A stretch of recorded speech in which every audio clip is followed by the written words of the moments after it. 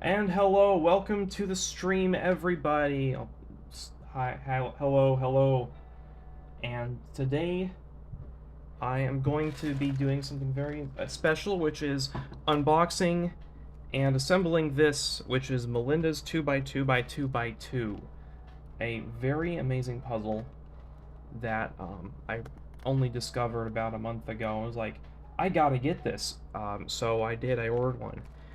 And it is you can see kind of what it looks like assembled in the thumbnail, but for now, let's actually just get right into this. Let me know if there's anything wrong with the stream, if, say, my audio doesn't work, or if the music's too loud or too quiet. It's just a DMCA-free track on YouTube, so I hope there's nothing wrong with that. You can see I've got the YouTube chat over here, and I also have Hyperspeed Cube, so I can kind of show what the relationship is between the physical pieces and the virtual pieces here. So that'll be fun. Let me see. Is there any more cleanup to do? I think that's it for like stuff that we need to get out of the way. All right. I don't have any viewers right now. Oh well. All right. So I'm just gonna get straight into this. I'm just gonna get straight into this. I'm gonna do it. I am going to unbox the 2x2x2x2. By the way, the reason I'm not showing the other side of this package is because it has my shipping address on it and also Melinda's, and I don't really want to give either of those out to anybody in particular. So, what was that? Was that? Okay, I saw it glitch out there. What I did is I just removed that from there. That was a very weird glitch. My computer does look like it glitched out. Yeah, okay. Welcome to the stream, by the way, for just joining us. I literally just opened this package, and I am now going to be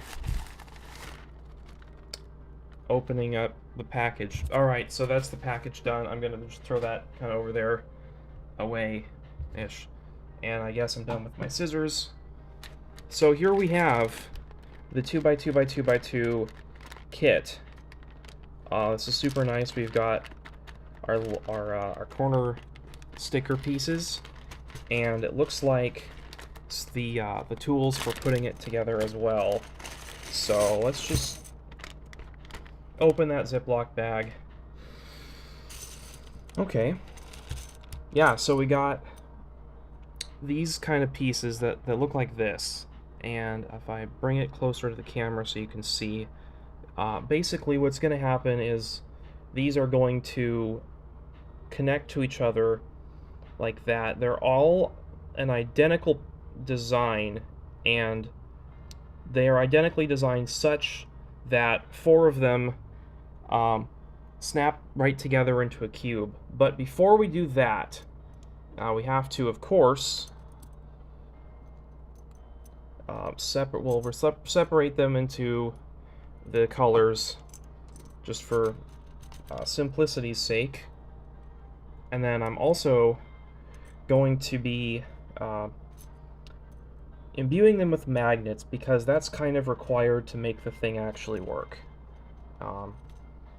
There hypothetically maybe could be some sort of design that doesn't rely on magnets, but like, it's so much easier to do with magnets, and this isn't even completely, like, there are topological fudges that we have to do to make it analogous to the 4D cube, as you can see up there. So yeah, I'm just trying to separate all these guys out. I guess I could use both hands for that, couldn't I? Alright, so just get the reds over there and the blues over here. Now there's 8 colors because there's 8 faces on this cube, because it's a hypercube. As you can see in Magic Cube, in Hyperspeed Cube up here, we have, again, 7 colors that you can see, plus an 8th one opposite purple that you can't see from the default view, and that is simply just due to the projection of a 4-dimensional object down into 3D space. this being a physical representation of that imposes some extra constraints, but we'll get to that. So here is my sorry, I'm looking up on the website for this, which I actually have linked in the description, how exactly the pieces go together. And okay, I've got an image. I can't show the image anywhere. It doesn't drag. But be rest assured. There you can see the image, kind of. Be rest assured there is an image there, which I'll be relying on in a bit.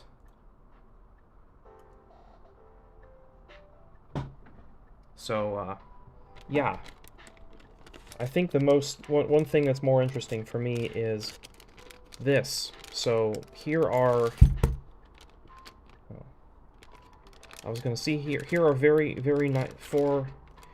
are the very nicely laid out strips of magnets, but then they stopped being as nicely laid out. Oh, and we have a little jig as well. So this jig, you can see in Melinda's videos of assembling it, and basically you put one of these guys in the jig, and then you can like plop the magnets in there, and you push them in with this guy. Just a little wooden ball on a metal stick. So, without further ado, I guess I should confirm once more how exactly this all goes together. Which, there's already magnets in here, right? Yeah, so if I put all those magnets over there in the back, just out of the way, we've got kind of this stretch of magnets. So blue goes on blue side and red goes on red side, and you can see that red attaches to the red side there. So basically what I want to do is start with the color that... I'll do all the pinks first. I don't like pink. Pink is my unfavorite color.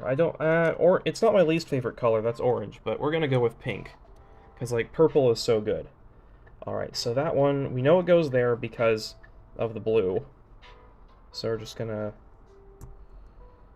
I saw the video on how to do this, I should remember. Oh. Okay, that's like... not...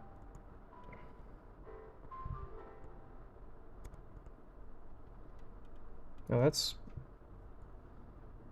right. That's in there in the right configuration. It's just at the wrong angle. Wait, how much? Okay. The challenge is I know that okay, there it goes. It snapped in. These snap in really tightly, by the way. So now I can do all three blues on there. That was one. Next is this one, which is like I find myself looking around the viewfinder. I find that it's not as easy to see as I expected it to be. And I'm finding that I'm not quite sure how exactly I want to be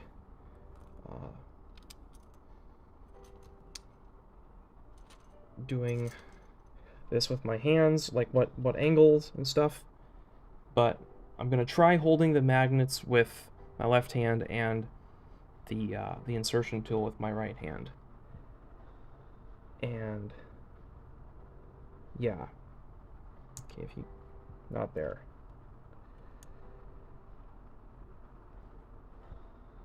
I realize I'm doing only I want to do these guys first though. So I'll go ahead and put first three in. Okay, so those set in there nicely, and I can just confirm any of the three ways they go in there. So that gives me assurance that if I just press these other two in, how much tighter do they go? I don't know. I don't want to break anything. I think that's fine. Like, they're not gonna fall out, right? One of them is in. Is one of them in deeper than the others? I know it's super hard to tell with the camera being as insufficient as it is, which is weird because, like, this is a pretty good camera. Even it's a Pixel 6. I'm not sure what the problem is, but yeah, they don't seem to be going any deeper in there. So we'll call that one good. That is 1 out of 8 times 8. Well, that is 1 out of 64 done. Done. That's 1 out of 64 done. Next for the next pink. Oh wait, no. That's half of out of 64 done. I have to do the reds too. The other magnets here. Right. So blues being where they go. Reds must also go opposite them. 1, 2, 3.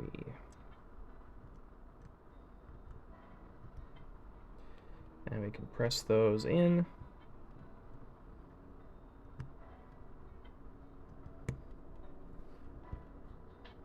Are those a little away?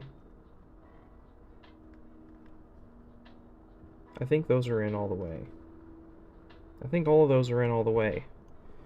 And that sticks in there pretty solidly. It does. So that is 1 out of 64 done for real this time. Well, now I'm 1 and done, and it's on to the next one. So blue, and I'm actually going to go with the adjacent red. I've thought about different ways of doing this. I've seen a couple other people's videos assembling them, and I wasn't sure what I was going to prefer.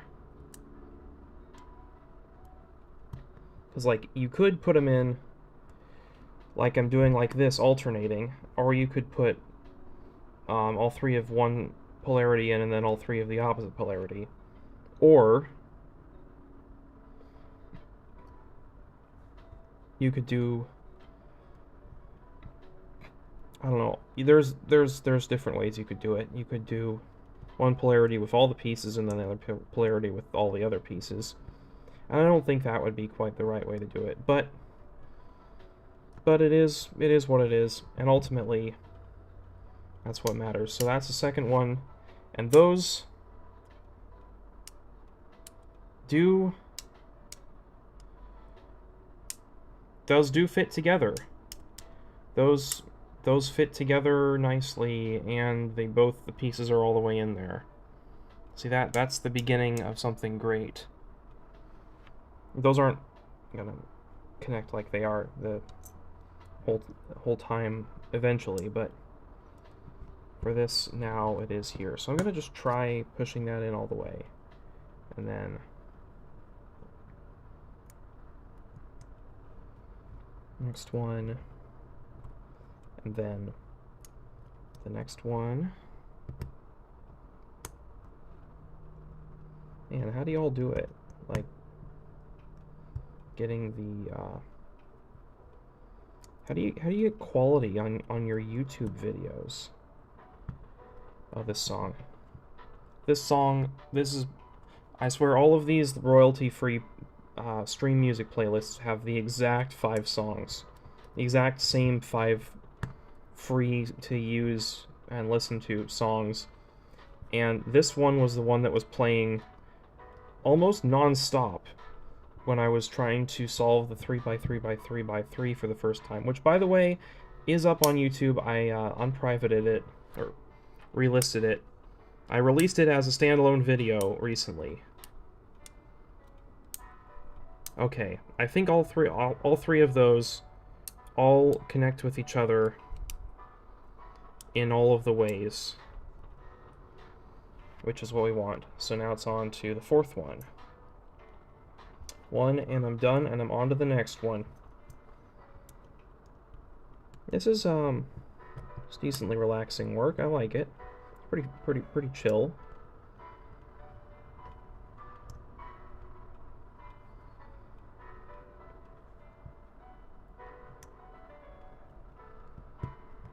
And this thing is going to be so cool when it's done. And worst case, if I get completely bored of it and everything, it'll still stick on my fridge and remind me of the fourth dimension. That's not going to happen because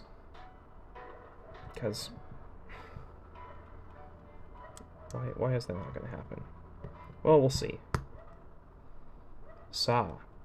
Who knows? Alright, that one went very quickly. And it goes in there, and it goes in there, it goes in there.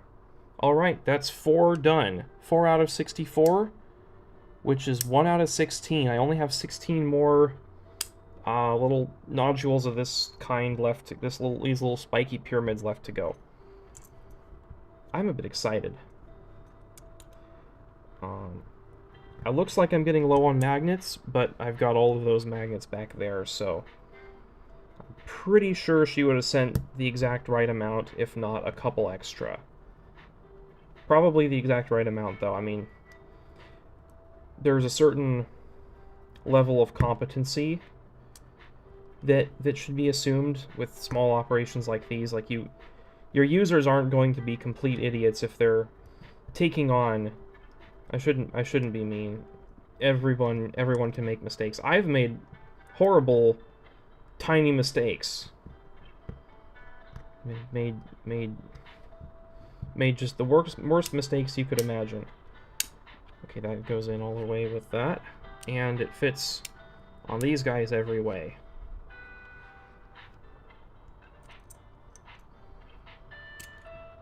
Yeah, I'm gonna restock. I'm gonna get a bunch more magnets. I'm gonna stick them on the blue there. There they go. So, blue side goes on.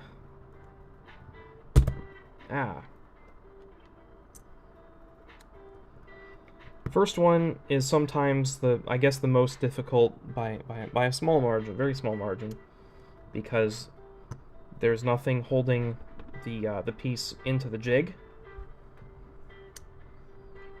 Also, I don't know how you do it, Melinda, with the jig, like, because she has the jig. If you look at her videos, she has the jig like screwed into her table, so it doesn't come off.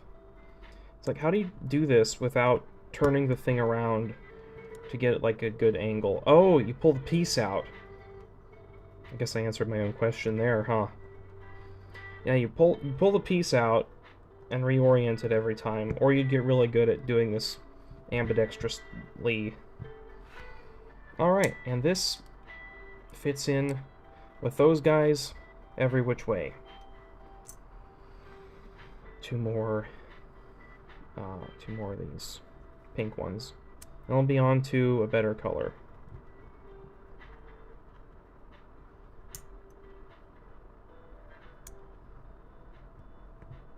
I have respect for pink as a color, I do. There was this magician I knew. He actually gave me this mat that I'm doing this on, and he always used to wear this big pink hoodie, and sometimes people would make fun of him because, you know, he's a guy who wears pink. You know what he said to that? He said, I wear pink because pink don't stink. And, you know, that's just so based. I can't argue with that. There's no possible way I'm gonna argue with that. So yeah, pink don't stink. And this guy goes in there every which way. One more pink left.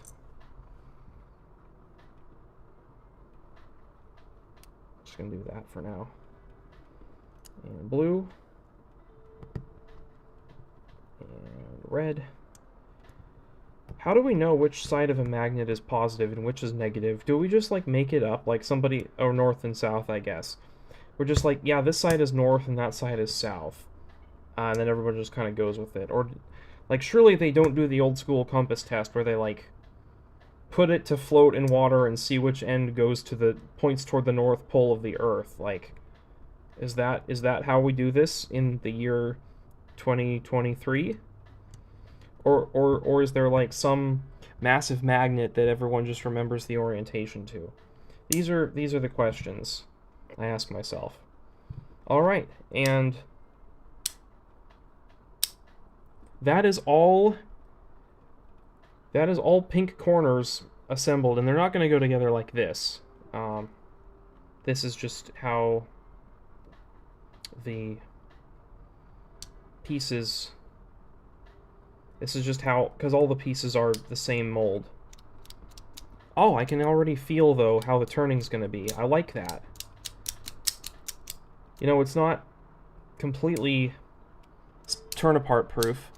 Like, it is still a magnetic puzzle, and it is still a magnetic 2x2, but, like, for a magnetic 2x2, this is amazing. This is going to be really, really good. I am loving it. All right. Now to my actual least favorite color, which is orange. Orange, you glad that pink is not my least favorite color.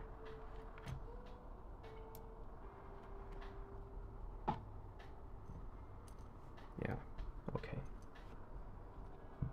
I noticed we got a viewer for 17 seconds. I'm sorry, too, that my stream was so boring that 17 seconds was too much for you, viewer. Oh well.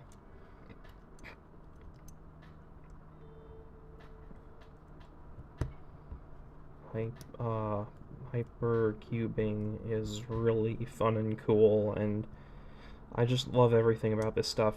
So there's a Android app in the Play Store for Magic Cube 4D, which is like the original the original Hypercube program with the 3x3 and all the way up to however, like 7 or 9 or 13 or whatever.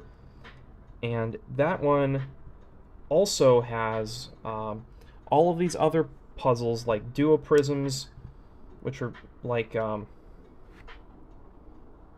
prisms.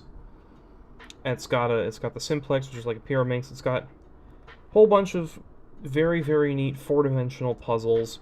Any cube or other shape that you could stick together in 4 dimensions, which it's not intuitive to us as 3-dimensional beings how that would work. But lots and lots and lots of different shapes and cuboids and sorts of these very interesting different like types of puzzles that can be simulated with Magic Cube 4D, which is like this ancient program as well, like came out in 80-something, or I think, or maybe 90-something. Alright. See, I was worried about getting these things right. And I realized that the jig has magnets in it, the magnet has pulls on it. There's really not that much to be worried about. I mean, like, you don't want to get it wrong, but it's the sort of thing where it would be difficult to get it wrong, because you'd have to, like, press the magnet into the wrong place. I mean, like, I'm doing it right now, but it's like taking extra force. That's magnets. Can we just talk about magnets? Magnets are the coolest thing ever. One of the coolest things ever. Of the natural phenomena, magnets of the natural phenomena, magnets are, in my opinion, the coolest. Like, light, take it for granted, because it is granted. Light just exists all the time, everywhere. There's always, I mean, not everywhere, of course, like, some places there isn't light for lots of the year. Sometimes there's more light, sometimes there's less light. Sometimes thy light is lost on this society. And other times, I feel like I should go. Okay.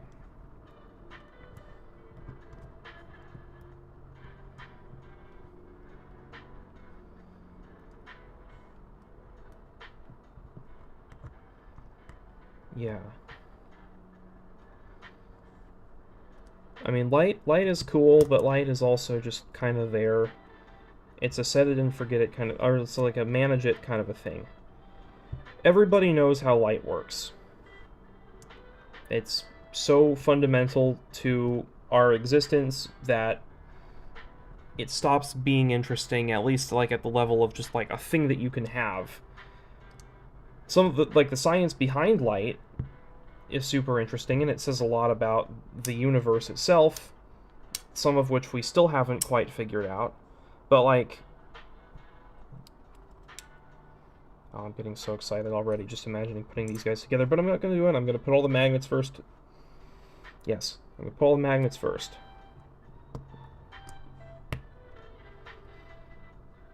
And that's going to be what I'm going to be doing. But yeah, of the natural phenomena, magnets are the coolest. Light is fine. Like water is pretty neat. I mean, it's also super essential for life. We know how water works at an instinctual biological level because we have to, because we're like basically made out of it, right? Everybody knows what water is, but magnets are this extraordinary, unexplained, unexpected thing. Somebody in the 1800s just kind of discovered, like, hey, these rocks want to stick to each other. Isn't that a cool thing? And of course, I say the 1800s, people knew about magnets for thousands of years, but it was like some kind of magic, like everything. And I think magnets in terms of physicality, magnets are the closest thing we have to like earth bending. Like, sure, in terms of like the sheer ability to do stuff and impact society, especially since society has rebased itself upon it, like computers are magic. But like, it doesn't get much more magic than binding two pieces of plastic to stick together with each other. Like, that is sheer awesome. And the other thing is that we know just enough about magnets to be able to use them for other things and to be able to make more of them. Like, they stick to each other with a force that is not glue. It's not physically degrading to separate two magnets like it is to separate two pieces of wood that you glue together or something. It's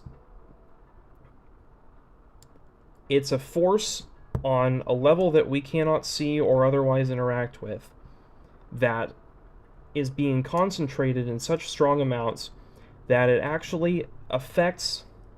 It's just like an innate property that normally doesn't matter, that happens to matter in these because it's being so strongly polarized. It's so, like, you can think of it as like, yes, these things are just so heavily imbued with the mana that underpins the world that they stick together and are attracted to each other in a very particular way on a purely physical level. Like, we have these little cylinders of metal that stick together, and we can map out how they stick together and use them to stick other things together by like embedding them, which is what I'm doing right now. But also that there is a very real ability to simulate them that in a way that is practically the same as the real ones. Like solenoids, okay. Electromagnets. You can make a magnet. Alright, there's another 2x2. That's orange and pink, both done. I'm gonna set them in the back there. It's either a cube or it's an octahedron. I think it's basically an octahedron, because it's like an inverted cube. It's like only the corners of the cube. Alright. What color should I do next? I'll do yellow next. I don't have like a vendetta against yellow, I just, you know, it's kind of there for me. That's how I feel about yellow. Time for a top-up of magnets. You can see they don't want to go together over here. They've got to go together like that, and then they really want to go together. And that's one of the other cool things about magnets, you see. Is magnets are polar. One side of a magnet wants to connect to the other side of the other magnet, but not to its same side of the other magnet. And if you cut a magnet in half, it will still be like that. And each half of the magnet will behave in the same way, and it will want to connect together, it will want to magnet together in the same way that it was cut apart, but not with one of the pieces flipped. But with both pieces flipped, it will again, because those are opposite ends of this new magnet that you've created. That's cool. That's a cool principle.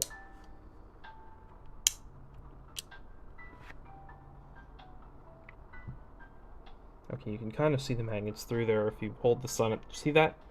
Hold the sun at just the right angle, you can kind of see the magnets through there. It's not going to matter later though. From most angles, you can't see them at all. That's nice. Alright, so blue goes in there. This just has like a beveled inside end for better sticking the magnets in there. What else can I say about magnets? Also, can we talk about...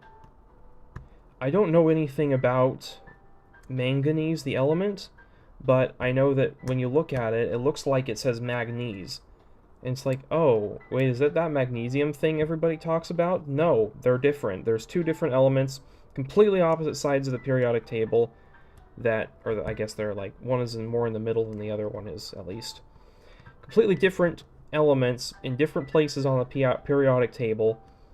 One of them is magnesium, and one of them is manganese. Now, I don't have any experience with manganese, but I can tell you about magnesium, because my dad owns an airplane, and that airplane's control surfaces are made out of magnesium. Magnesium is a pretty cool metal, because when you get magnesium, and you... Well, it's first of all, it's very, very light, which is why they use it for an airplane's control surfaces in the first place. They don't use it that much anymore, I think, because there's problems. This is an old airplane. It's made in, like, 56 or something. Just absolute dinosaur. There's always something wrong with it. But, you know, there's always something wrong with every airplane. If anybody says, it's a perfectly good airplane, it's like, no, it's not. I guarantee you that there is some chronic and utterly unique bug that airplane experiences that you as the passenger are not being told about. And this isn't fear-mongering. This is just like, it's fine. There are a whole lot of things that can go wrong with an airplane before you even notice, let alone have to do anything about it. Like, airplanes... Oh, look at that. It's like a little duck or something. Yeah, those fit together. Yes. Okay, that's all the sides of it. Perfect. An airplane has so many redundant systems and just various doublings up, and everything is engineered to be sturdy. Even in old airplanes, like, the amount of shit that can just keep working, even if there's something wrong with it, or the shit that, like, it doesn't matter immediately if it goes wrong. Like, you can still fly around for a while and then just land and get it fixed when you land, but, like, not a big deal. Like, it's astonishing. Now, a lot of lot of lay people think if an engine goes down in your airplane, like if you're flying along in an airplane and your engine breaks down, you're shit out of luck. But that's not true, because in all probability, the airplane can coast. The airplane can glide, which is basically coasting, for a very long ways before it crashes. You know, it's not gonna be going up anymore, but it can go like down at a very, very slight angle, like for usually miles and miles. And it, of course, that depends vastly on like how big the plane is, what's in it, how is the weight distributed. Weight distribution is a super big deal for airplanes, because obviously you've got the engine, the propulsion at one end, you've got the wings, usually are somewhat connected to that, but sometimes not. You know, for bigger airplanes, the engines are attached to the wings. Smaller airplanes, they're at the top. I just heard something move, and I don't know what it was. That's probably fine. Worst case, who knows what the worst case is. I don't want to think about what the worst case is right now. I'm doing this, and I'm liking it. Airplanes. Why was I talking about airplanes? Because magnets.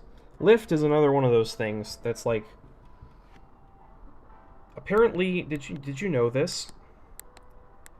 I had a hard time, like, believing this, but they don't actually know, like, how... There we go. A bit more close up. You can see better how this goes together. Roll it around there. Make sure it works.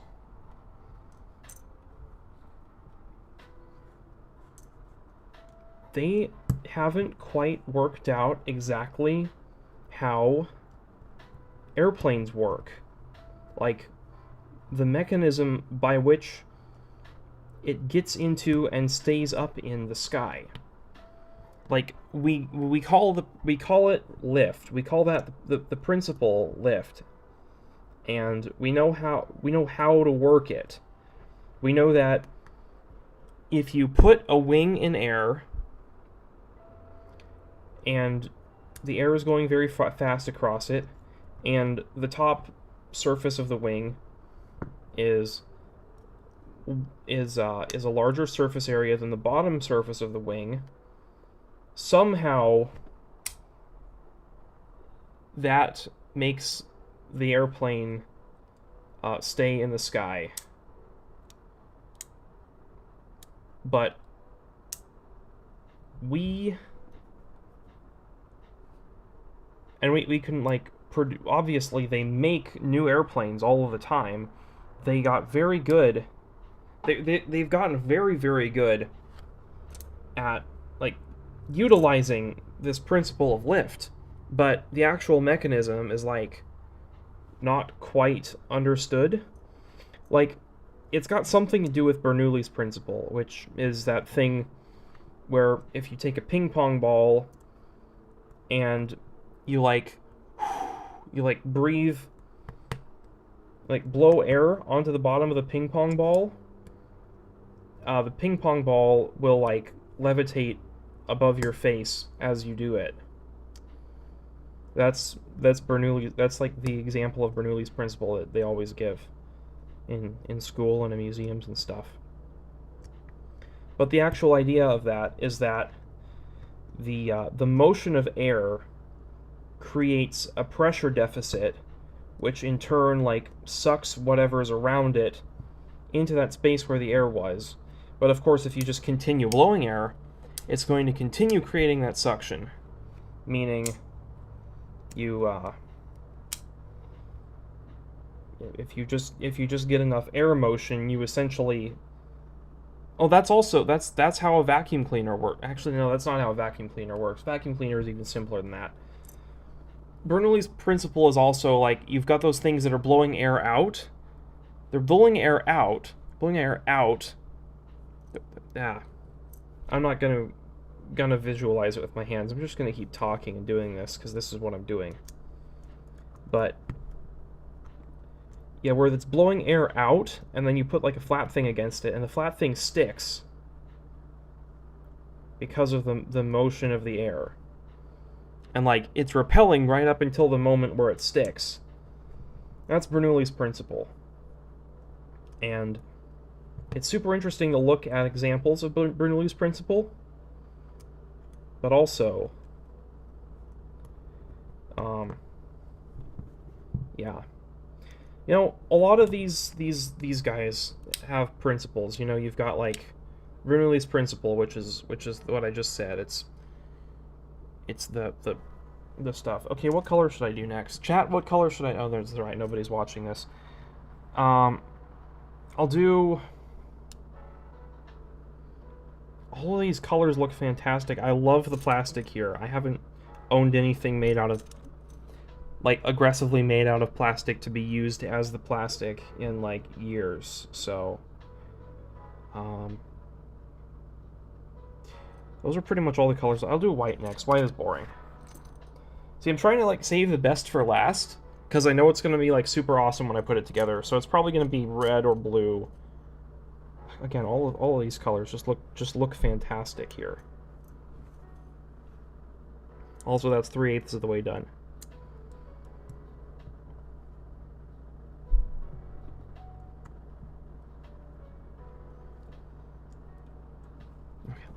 Okay. Right, I'm looking at the viewfinder because my I'm zoomed in there so you can see better.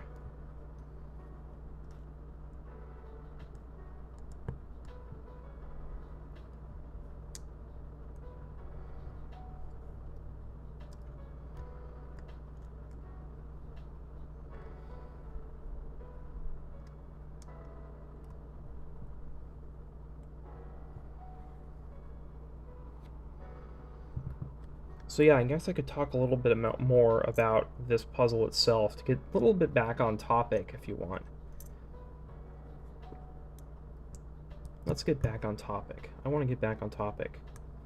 What is the topic? The topic is this puzzle. So initially, when this design was first invented, it was available on Shapeways as a 3D print, and you could order 8 kits, one of each color, and they would have 8 pieces in each kit, or something. I don't know exactly how it worked. It was Melinda's design, and she put it on Shapeways, and you could just buy it with each of the colors of plastic that Shapeways offered, and that would be that. Wait, these guys actually connect, right? Oh my gosh, they do. I'm so excited. I'm just so unbelievably. I'm just so excited, guys. I don't know if you can tell this. I'm being kind of muted about it, but like as excited like as I've been about anything, I'm excited about this. This is like cubing is. I miss cubing. I'm not sure why I gave it up. If I could go to the me of the past, I would tell him, don't throw away your cubes when you throw away everything else. The cubes are awesome.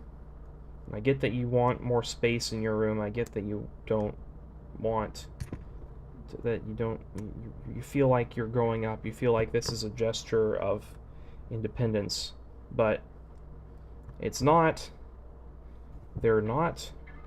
Like, you ever remember when you were dumb and stupid and did something dumb and stupid, and you like, or you ever forget how you used to be dumb and stupid, but then you like go on the internet and you're just reading your old comments and you remember when you were venting about it? It's like, yeah, I used to be dumb and stupid.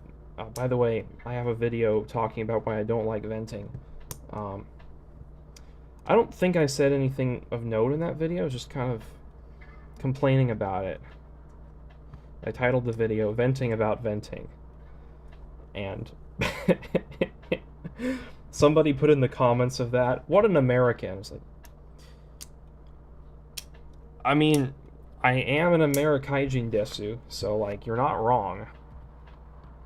But I don't quite see how that actually applies. I mean, I guess I kind of do. Like, is the impression that Americans are... I don't know what the impression is of Americans. Like, it's so weird being an American in, like, a part of America that is that's like, nobody talks about most of the aspects of the state that I'm in, that I live in, that I've lived in all my life. They talk, like, if they mention it, it's a, like, oh yeah, that giant frozen wasteland that exists that America bought during the Lincoln presidency for some reason. But it's like, no, yeah, there is actually, like, it's like, there is more to Alaska than oh yeah, it's a frozen wasteland. Oh yeah, there was gold, and now there's oil, and so it's just kind of this place that, like, people only know about it, and that it, like, I've heard that they know, like, people are aware that you get paid to live in Alaska, and that's a little bit disingenuous. Like, there are more requirements for it, but it is kind of like that. That money, it's called the permanent fund dividend, and basically the idea is that as people who live here, we are somehow entitled to the natural resources, and thus entitled to money that comes out of the natural resources, and that main natural resource being oil. Basically, so all the oil companies together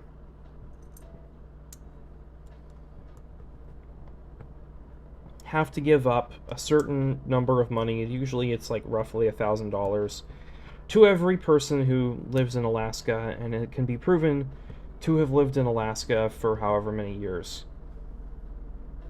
So yeah, it's just a thing. And I'm not sure if it's good for, I mean, the oil companies are filthy rich. They can stand to lose a little bit of money. What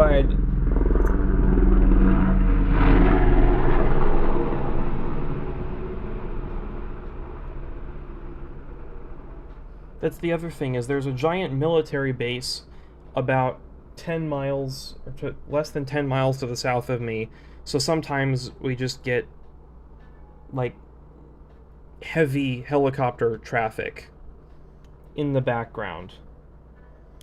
That's just a thing that happens.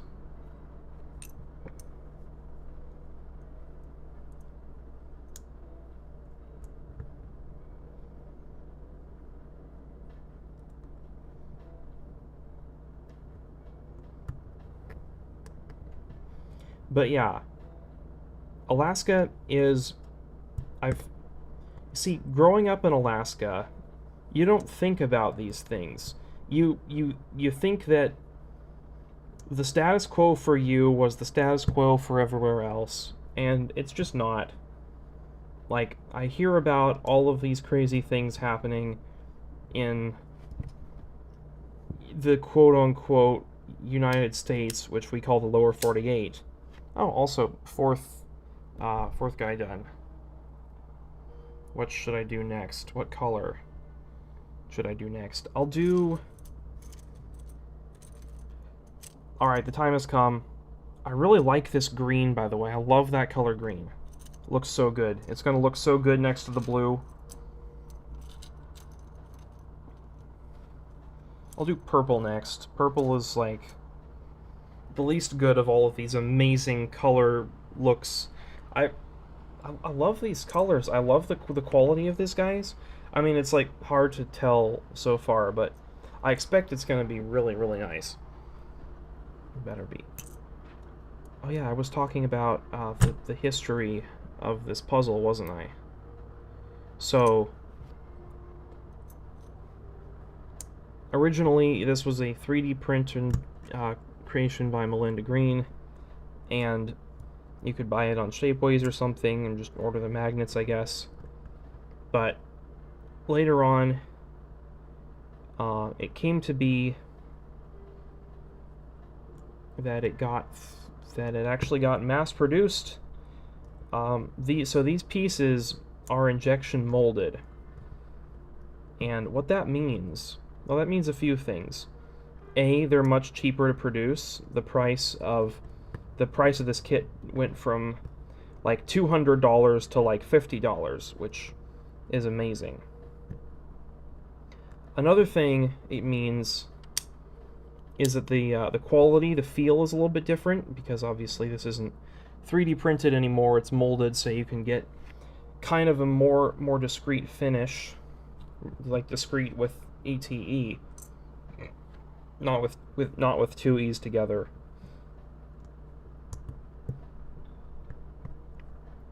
But yeah, it's just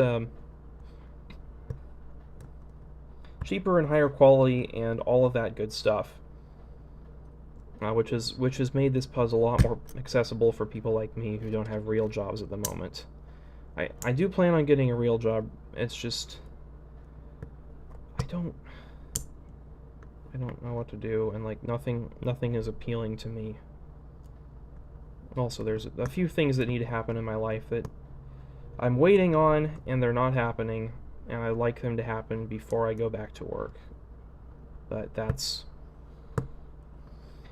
none of your business, and I shouldn't bother anybody else with it. Alaska. I was talking about Alaska, too. I hardly ever see most aspects of Alaska discussed on the internet. Like, there's the PFD, there's the fact that there's, like, bears and stuff. But, like, the actual daily experience of living in Alaska, I'd like to say it's just like any other place in America. I would like to say that. That would be a nice thing to say. Unfortunately, it might not be the case. I don't know how it is living in other parts of America. And I have heard that I hear of all of these things that are happening in the lower 48. I'm like, is the rest of America okay? Because, like, in Alaska, everyone kind of mostly gets along. Everything kind of mostly works out. Like, we've got problems, but, like, everybody's basically chill. Like, and I just, is it really not like that in the rest of the country? In the rest of the world? Like, how do you just not...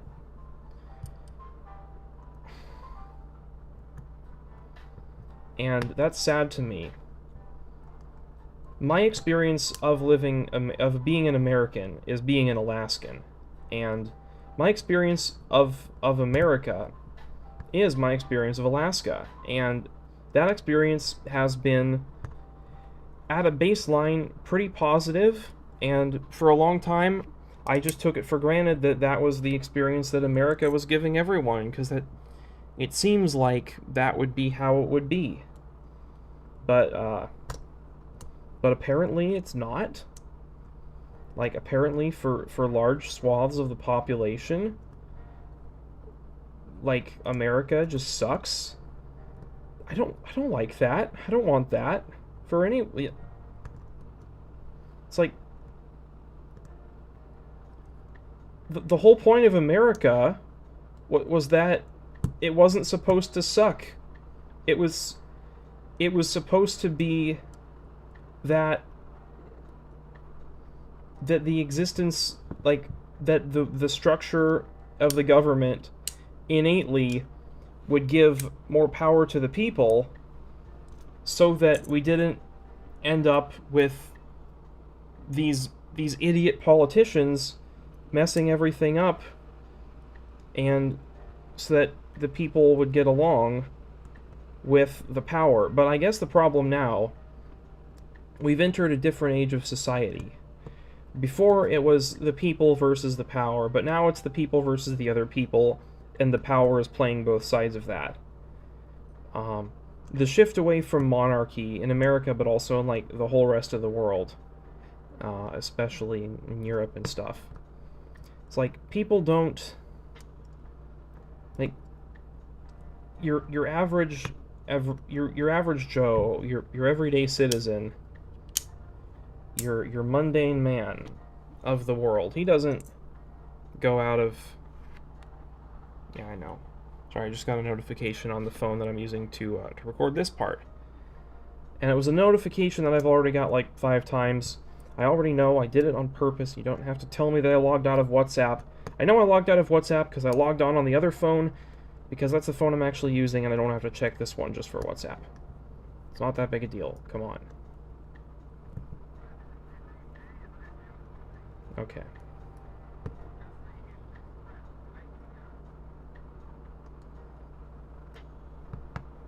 Dun, dun, dun, dun, dun, dun. This song would always play at like the chill part of my solves. This goes together, right? Yes, it does. Alright, excellent. I'm gonna get some more magnets.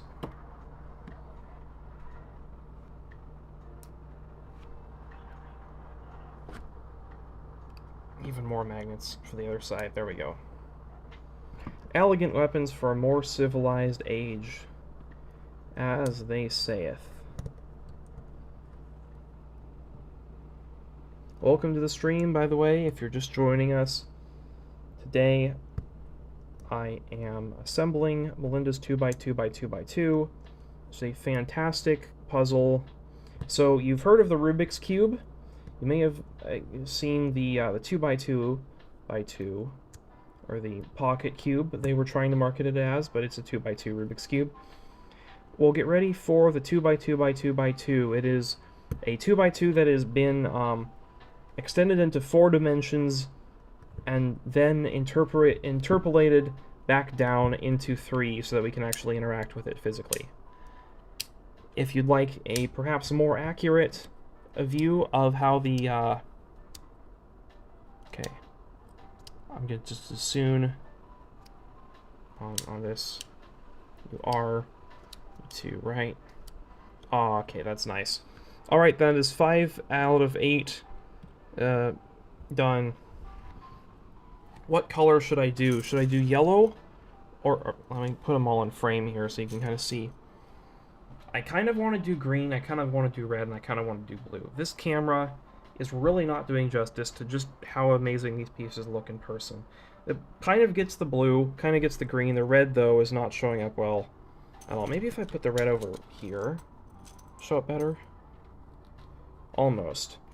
It looks brighter here, though, than it should. Blue looks a little bit darker than it should, actually. So, I'm going to do the red next. Yes, I'm going to do the red next. I'll put the green over there. I'll put the red down here. I'll put the reds up here when they're done. Remember, I've got blues on the side as well. My jig. Alright. So yeah, if you want to order one of these yourself, there is a link in the description to the main page of this on superliminal.com, which was Melinda's and a couple other people's website. The creators of Magic Cube 4D. But mostly Melinda at this point, I think. I'm not completely sure about that. Don't quote me on that. But yeah, there's a link in the description to the main page for the 2x2x2x2, and you can see there how to get one. There's a link to it. I think like halfway-ish down the page, and that's very neat. It's really cool, and all that stuff. You order it from her. You send her an email. She sends you a PayPal link. You put your address in the message of the PayPal message, and she sends it to you. In my case, she was out of magnets and trying to get some more, so there was a bit of a delay, and she included the jig as a courtesy. Normally you'd have to pay $10, or 5 or 10, I forget how many, for the jig. But really, honestly, it's not a big deal. I mean, I'm glad I got the jig, but I would have been mostly fine without the jig, I hope. Should probably just get the jig to be safe. Support her. This is really cool. Everyone who is involved with it should get money. If I knew how to turn my ad blocker off, I would turn my ad blocker off for Rowan's channel. Rowan is the one who made the documentary, The Quest to Build a 4D Rubik's Cube, where he talks about Magic Cube 4D, and he talks about this puzzle, and he talks about the gradual ascent through the cuboid series all the way up into the actual physical 3x3x3x3, which is a thing that exists. It uses this cube as like the corners, and then it's got edge pieces that have 3 colors, and center pieces that have 2 colors, and core pieces that have 1 color, and it moves in kind of the same way as this, but with all of those middle layers there's a lot more jank, and so it's actually not like practical to physically solve, unlike this puzzle, which there are speed solving records under a minute, or definitely under 2 minutes, I think under 1 minute as well, for. I'm not super into speed cubing. I don't particularly intend to get into that, but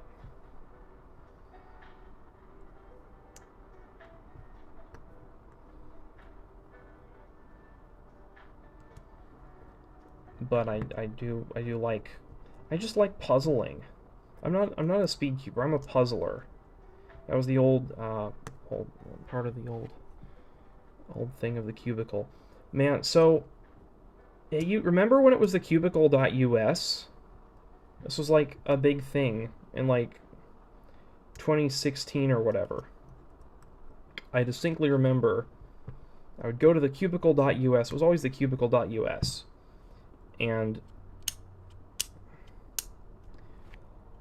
there we go. Make sure.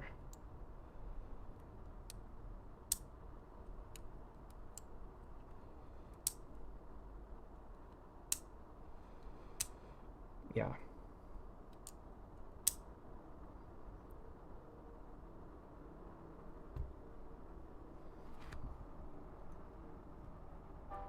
Okay, there's the music. Wasn't sure what was going to happen. Alright. Halfway done with the red there. This has honestly just flown by. I know I've been streaming for like an hour, but it feels like nothing changed at all. And if you close your eyes... Nah, I'm not gonna do that. If you close your eyes, does it almost feel like nothing changed at all? Oh, am I gonna be an optimist about this? No, I am an optimist about this cube. It's gonna be super awesome. And there's so many, like, by isolating different pieces of it, or by just restricting yourself to certain movesets. There's a whole bunch of other puzzles that this could also be bandaged as, if you chose to bandage it or pretend to bandage it in any such manner. Like, it's a 2x2x2x2, but if you restrict turns in a certain way, it's a 2x2x4, like a 3-dimensional one. Or it could also be, I'm not sure what all it could be, but it's a lot. Sorry.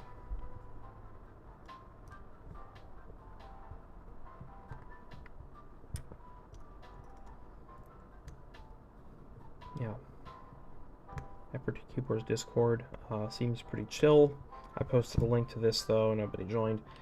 Grant did actually show up to my initial 3 to the 4 solve though, just for a couple minutes, just for a moment to say that he couldn't stay for the rest of it. Oh, that's fine, y'all. I'll take whatever I can get.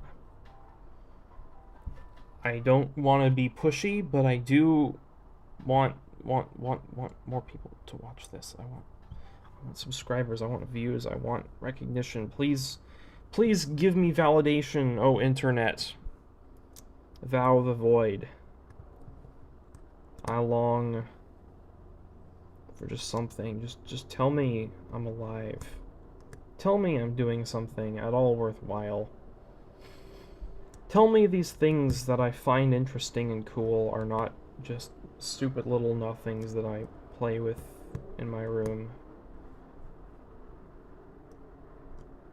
Tell me that the stupid little nothings are worth it. Tell me that something's worth it, internet. I don't want to get too dark or too like philosophically nihilist, but I don't understand what the point of life is. Like, I basically accepted that the point of life is to live it, and like I'll just have to find a better point later. But that's not satisfying. I don't like that. I just live with that because it's much more convenient to live with that than to not live with it, you know. It's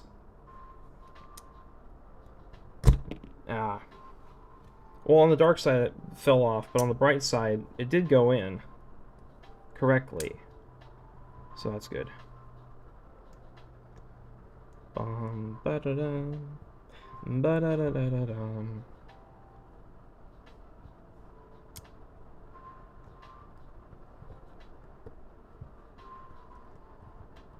Bum, bum, bum, bum, bum, bum, bum.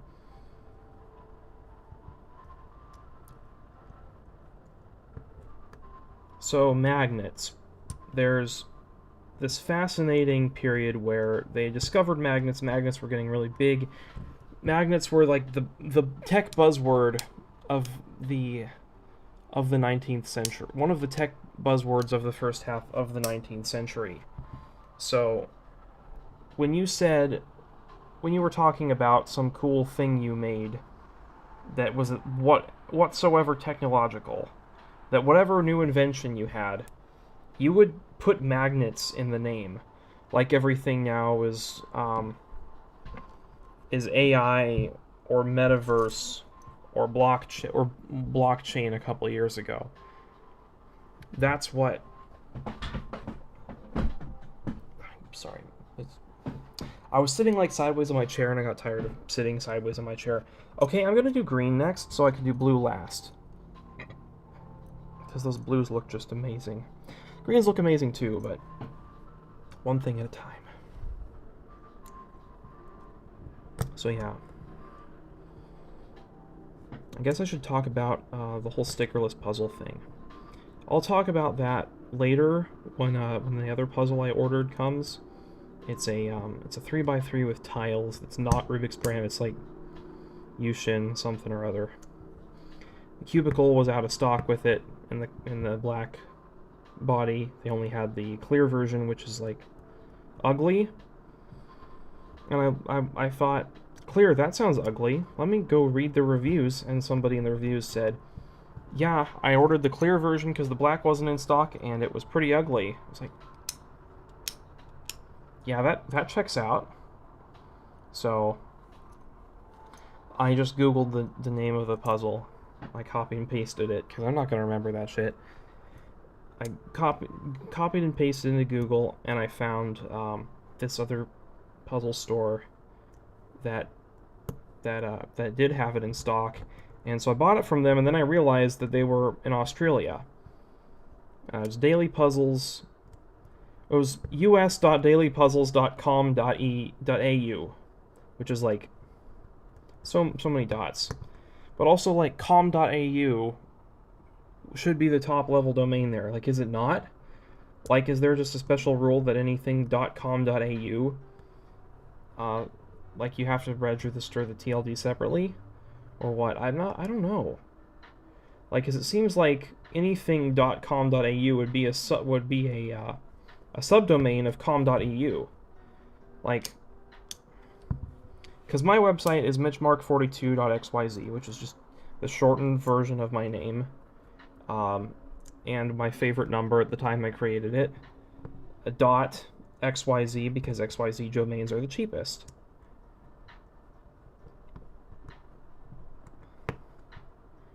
And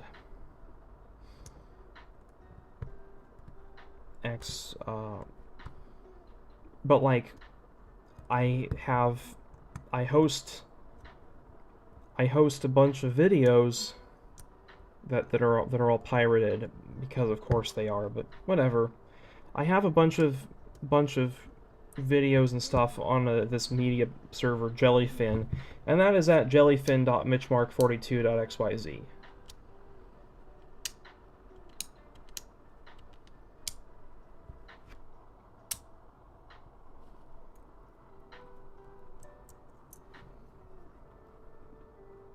That's I didn't have to buy that domain separately.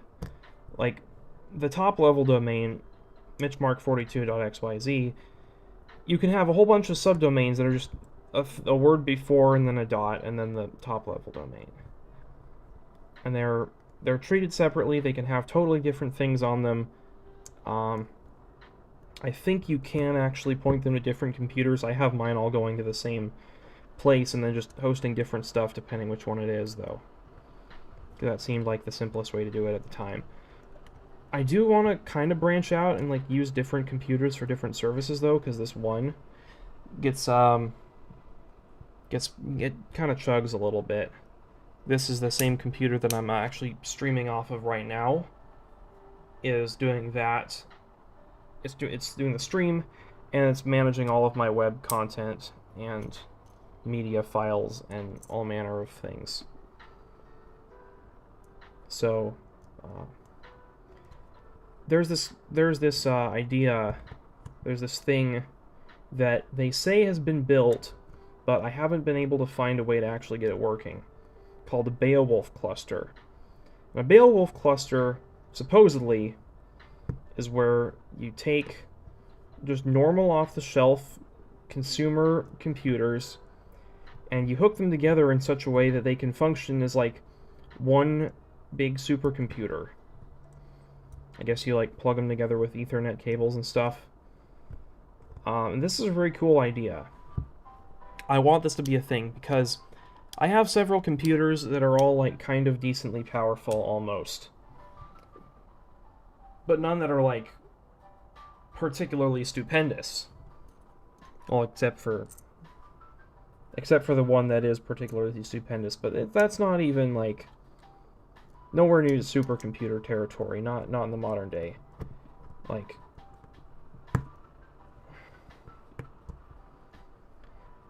it's just kind of sad. Like, you look at history and look at how much bloat there is on the web, especially.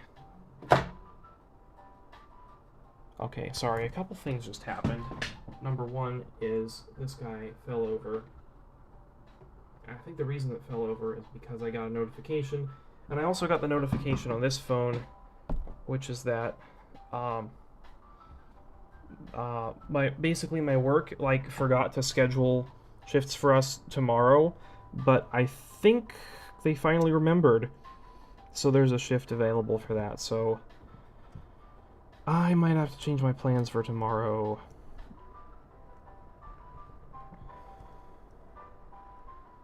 Now, I did also agree to watch the house from my dad the latter half of this month.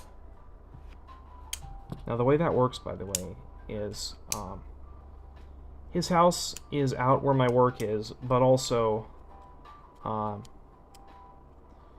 his job very often entails flying out of the country for weeks on end. Alright, there's the final stretch of magnets 2 more green pieces left, and then it's just the blue. So we got blue side. One in.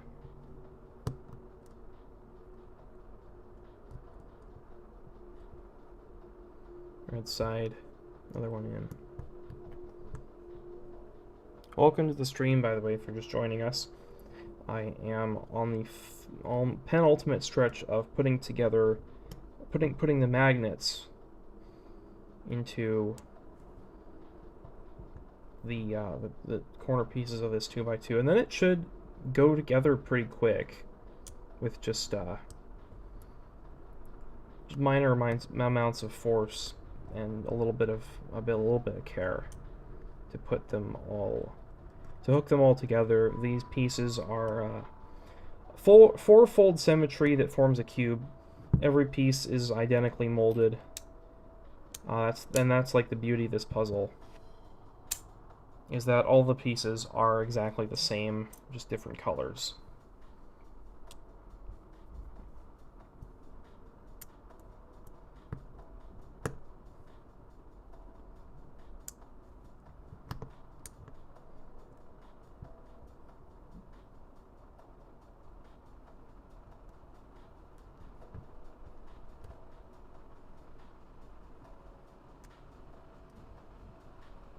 Today was always going to have been the day.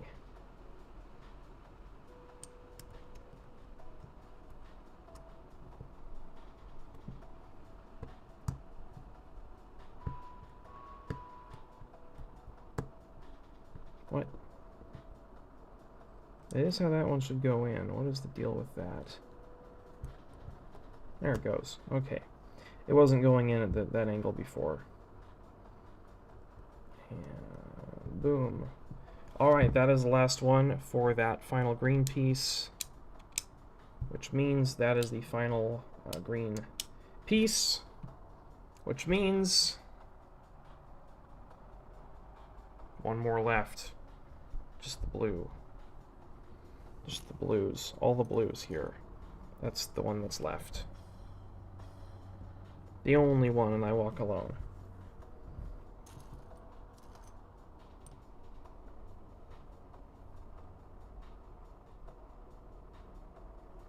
Okay.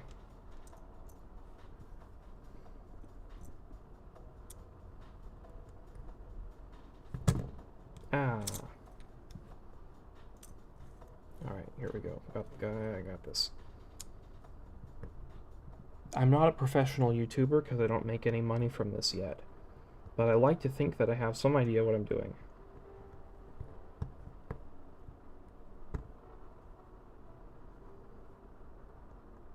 This song is like... What is the hardest part of solving the hypercube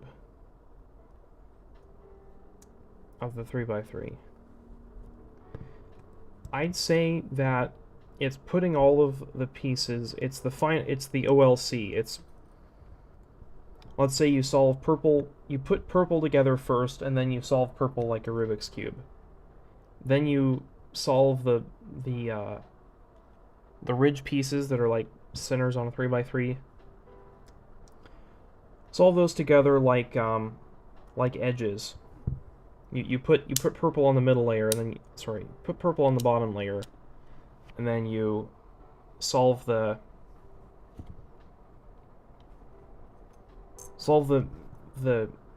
adjacent centers of the other cubes around it like 3x3 edges, and then you can RKT the edge pieces that go around there into their also like 3x3 edges. Also, yeah, 3 of the 3 edges. However, problem is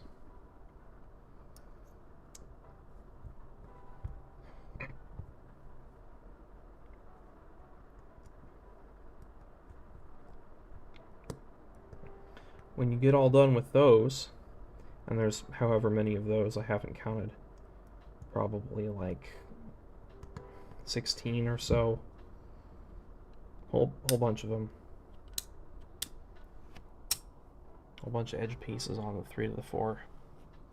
When you get done with those, you've got one cell left, and that whole cell, all of them have pink on them because you solved purple first, right? All of them have pink on them, but not all of that pink is together in the shape of a cube. So you have to do, like, OLL to put the pink cube together.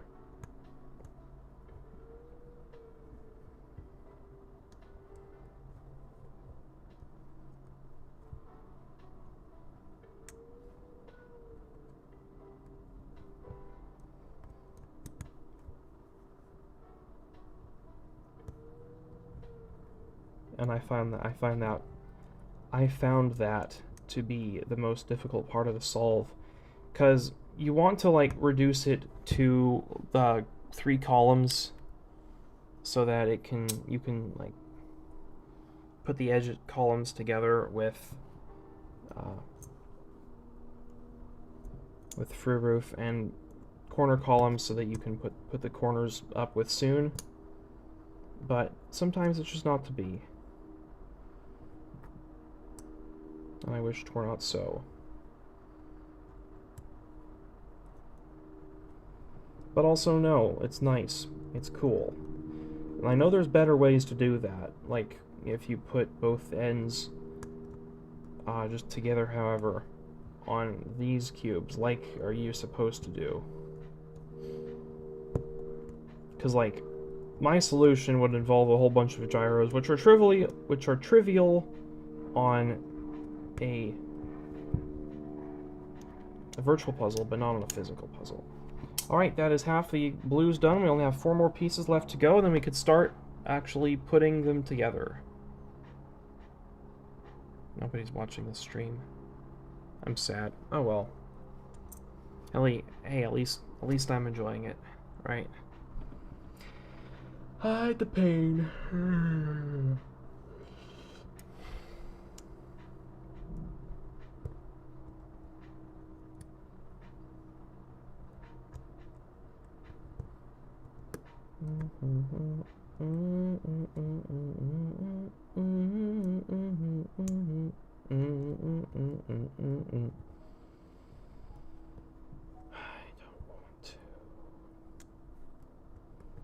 There are some things that I want to do, and other things that I don't want to do. And I wish that I could find the difference. But I can't, I don't know.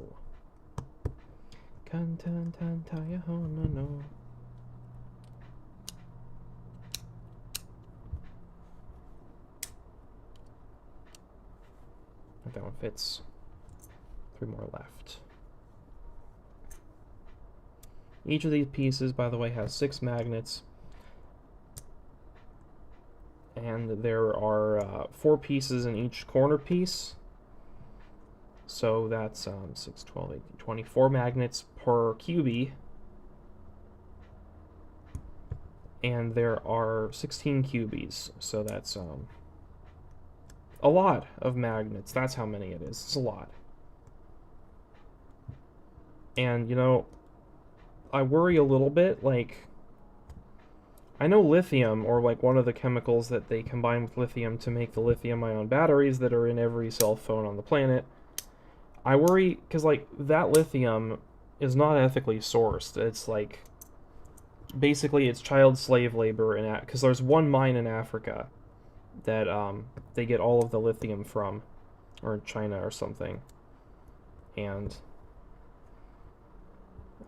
it's a very bad deal for the people actually extracting this dangerous chemical that's used in all of the tech on the rest of the world.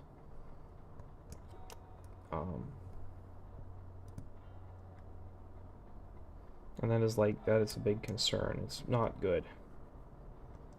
And I worry that we're going to find out that all of these magnets, these neodymium guys, have some sort of horrible dark secret, something like that. It's probably not a secret, just not advertised, because, like, why would you advertise that? The only people who would buy magnets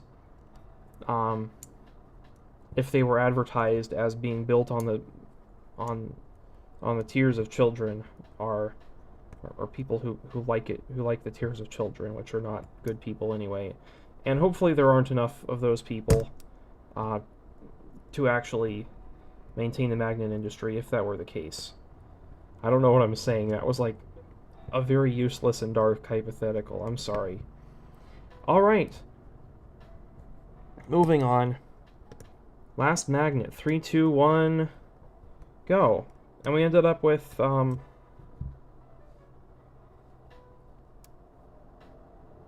3, 4, 5, 6, 7, 8, 10, 11, 12, 13, 14, 15, 16. Plus all of the ones inside of that tape, which is probably about the same number. No. 16 plus 12. Alright, so I've got like 28 magnets left. I'm not sure what I'm going to do with these other 28 magnets. I guess I'll just put them to the side here. Make sure this actually works first, of course. Awesome, so I've got all of these little spiky 2x2s. These little spiky unicolor 2x2 octahedrons. Of course, that is not the point of this puzzle. The point of this puzzle is to put it together. And welcome to the stream, by the way. I just finished up assembling all of these guys. Putting all the magnets in, that is. And so now it is time to actually put the thingies together, which works like this is the diagram on Melinda's website. This is the diagram extracted from the website. So I'm going to be putting them together on the left here. So it goes purple, you get a purple, and a yellow, and a blue, that's a blue, and a red. And that makes purple, blue, yellow, red. And so the purple goes like this with the yellow. Oh dear, okay. Purple and yellow go like that. And then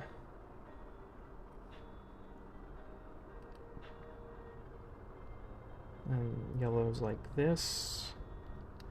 Okay, so like 2 of these fit together really, really smoothly. 3 of them, you've got to like kind of tighten them together like this.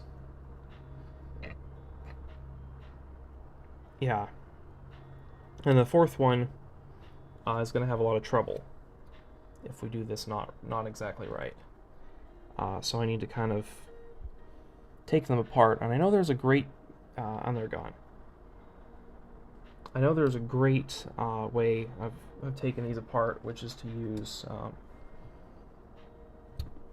use a bit of force. Oh. So you put it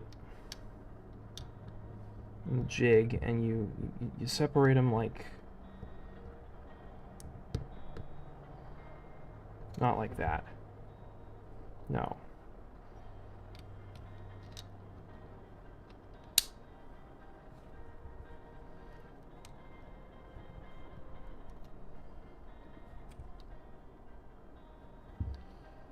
I put 3 pieces together and now I can't get the 4th one in. I guess that's a good thing they go together well. Oh, I can put the 4th one in. I just have to kind of force it. There we go. All right, that is 1 piece. The 1 piece is real, guys. We did it. We did it, Reddit. All right, that is one QB assembled, and the rest of the puzzle should basically flow from there, but I'm going to keep the diagram open anyway. Let's just switch the windows here. Okay. So I've got this QB like there, like that, and we put the next one has got to be yellow and purple and blue And opposite of red is orange.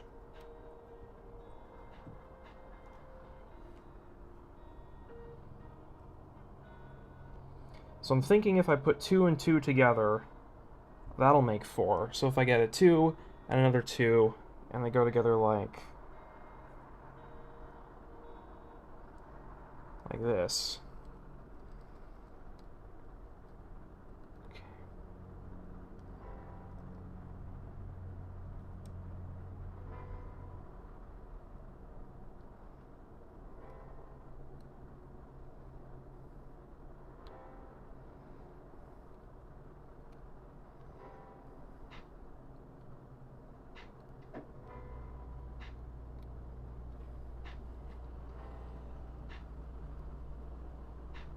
Oh, then we use force. So you push. Oh, they have to be aligned, and then you can push.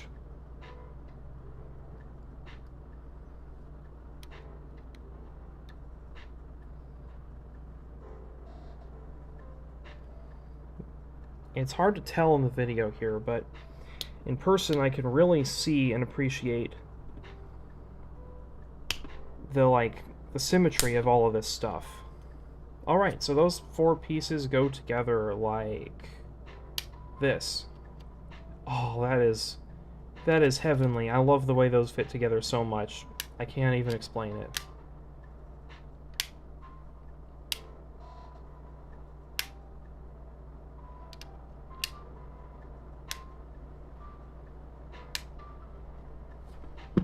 So there's those 2.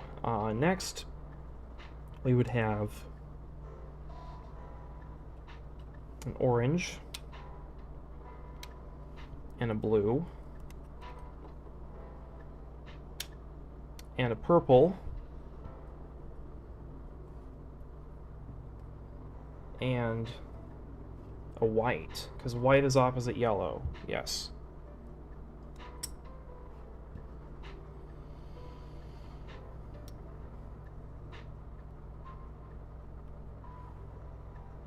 So I put them together like this.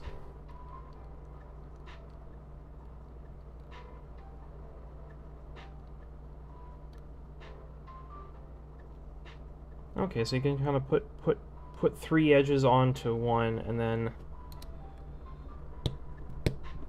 stick them kind of together, and then use the screw the jig. There they go. They pop. They do pop together. Okay, so we put the purple out, and there we go. So that's 3 pieces all put together. I really love the feel of them. It's impossible to describe. It's like lighter, like for having big old magnets inside, for each having 24 magnets inside of these pieces. This is amazingly light. So this is purple and blue. Yeah, this is blue and purple and white and red. I realize I pulled those out in the wrong order. So we have white, red, got the bottom there, and then we put purple and blue on top. So it's going to be like this. So those 2 and those 2. So put everything attaching to blue, and then they all kind of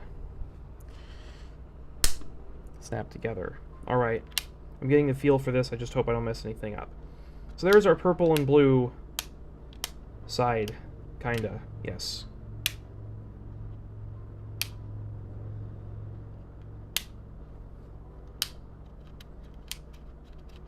All the in-between turning that entails. Oh look, it's a shape-shifting cuboid thing. Okay. Right. So now, for the other half, it's going to be the purple and green side, so we're going to need a yellow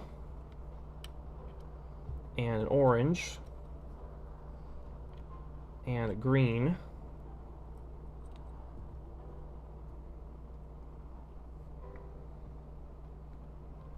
and a purple.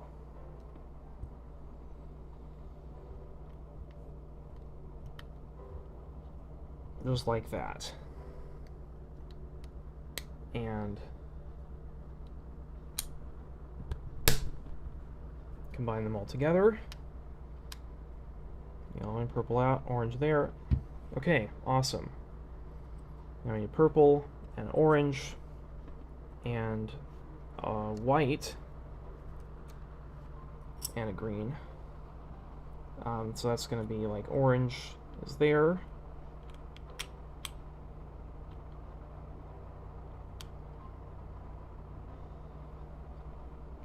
There it goes.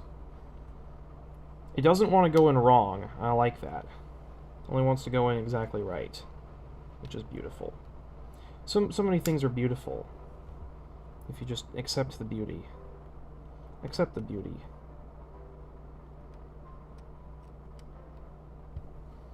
So now these all go together like this. We can base them all around the orange there. Yes. Okay, and then those go just like that. All right, I'm so close. I can already feel how great this is gonna be. And when we get halfway done with this, that is also a puzzle in and of itself called the twisty stacky 2x2. So, yeah. That is 2 greens and 2 reds and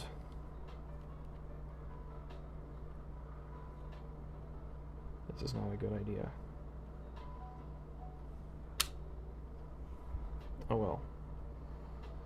And we're going to need a white and a purple first for these, so these two have white on that side and purple on the other side, on the outside. There we go, like this. I'm sorry I'm blocking with the arms. It's just a lot easier to than not to, and nobody's even watching this anyway, right? If you're watching, say so in chat, because YouTube doesn't know you're there. Okay, that's a flip. Put it in correctly. There we go. And finally, a yellow and a purple go on like that.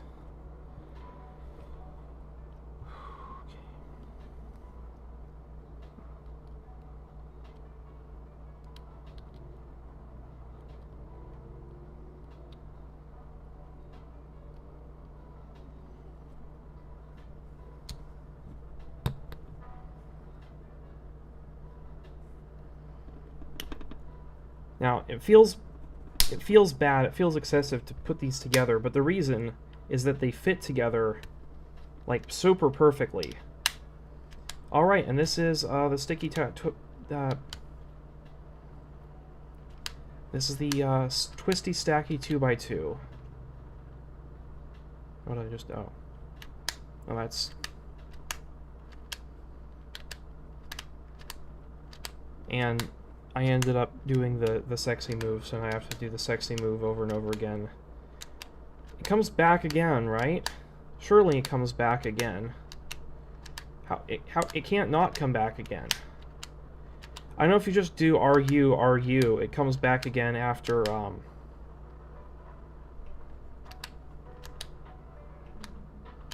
dear. You know what? No, I'm not gonna bother with this. I'm just gonna solve it. So I solve the yellow, and then we've got 2 greens up. I don't know how to deal with that. So I'm just going to do soon. And then I've got 2 up, and I don't know how to deal with that, so I'm going to do soon again. And I got 0 up. So that means if I flip 3 of them... okay. Because soon flips 3 of them. So that's a soon. And then this is a T-perm. Now, I have a T-perm that I use, which is R2U, R2E, R2ED, R2E, R2U, R2 die. And there you go. There is the twisty stacky 2x2. But this is not the whole puzzle. This is in fact only half of the puzzle. Purple half to be exact. Now it's time to make the pink half. So it's going to look something like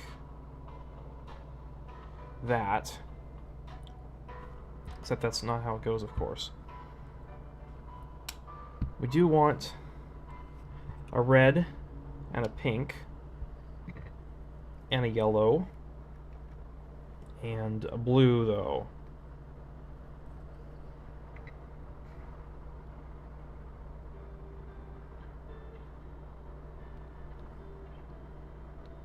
Those three are going to go together like this, and they're all aligned, and then you just pop them together. Pushed as far as I can go. So we get a red on the inside, and then pink and yellow, and green.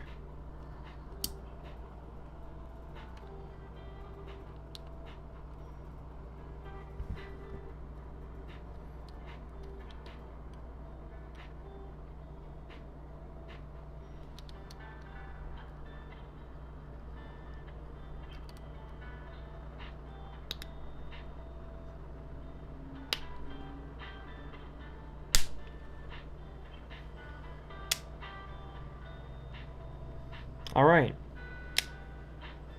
Cool.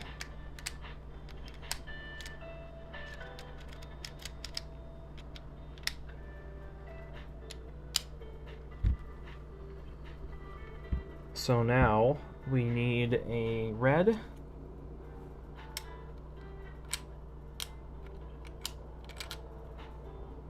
That fits on there. I know that fits on there. There it goes. Red and green.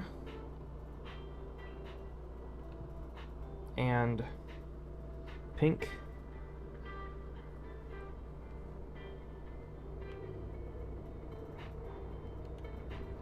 And white. Yes.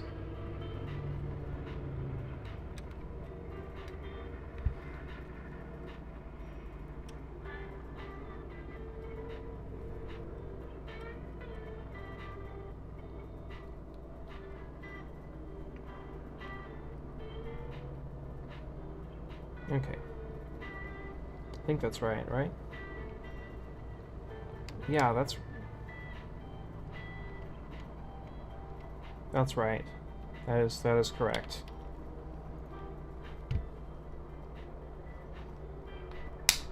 Compare that pink and white, or white.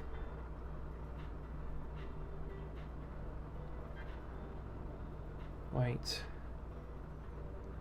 Pink, green, pink, white, green, red. Wait, no.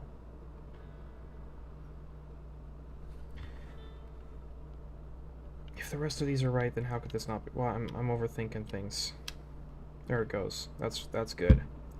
I swear that's good. That better be good. So we have red and pink. And white.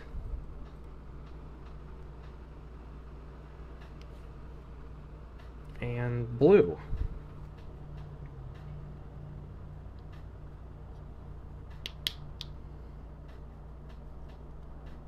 That will go on like this, right? Yes, it will. Okay, perfect.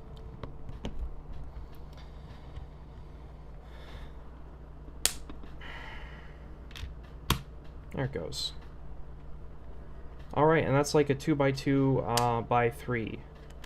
So it can shapeshift. And if we put all the pieces back together in their shape, it can be turned independently. If you look what that actually was, that's a soon case that I don't know how to solve.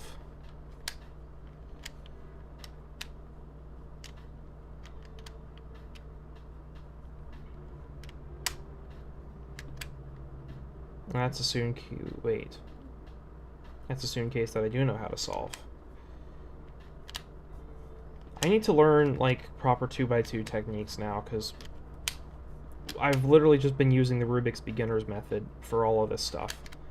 Okay, that's a T-perm. I know a T-perm, R2U, R2We, R2D, R2We, R2U, R2 die.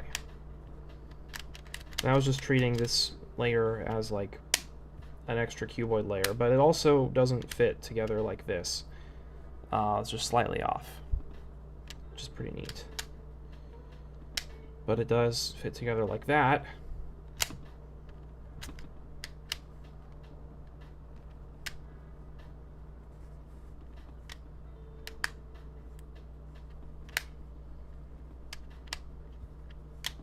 Okay, one more layer left. Got two blues. Yeah. Okay. So first we're gonna do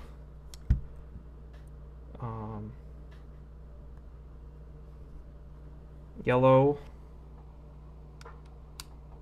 and blue and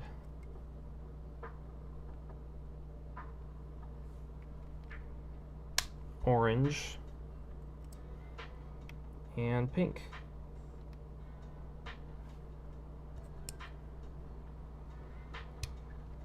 Like, just like that, yes. Yes, precisely like that. Let's go together. Yes, they do. Okay. I almost got some skins stuck in there, but I didn't. Alright, I can already feel how nice this is going to be to turn. I am just so, yeah. See, it came apart a little bit. That's fine too, we love that. Okay, one blue piece left, so I may as well do that. So you need blue and white and orange and pink.